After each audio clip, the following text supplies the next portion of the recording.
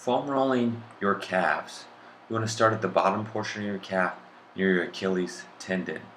You want to move in about a 1 to 2 inch range of motion, just back and forth, rotating your calf from side to side, seeing if you can find any tight, sore, tender areas that may be painful.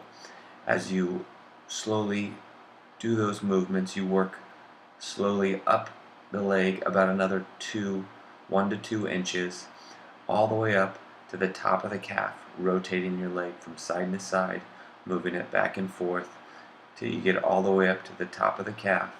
If you find any tight areas, such as trigger points, you might just want to stay and remain on that position until you feel that release. It can take anywhere from 10, 30 seconds or more to feel that muscle release when you're laying on a trigger point.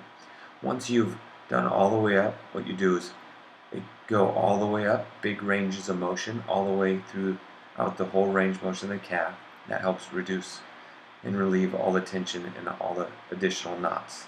Obviously rotate to the other side, start going 1 to 2 inch movements, working your way all the way up to the top of the calf, and then do a full range of movements, all the way up, all the way down, till you work out the calves for a decent 2 to 5 minutes. Obviously, the more time you do it, the more you're going to release and allow that muscles to relax. It's a great technique to relieve pain, soreness, and tension within the calves.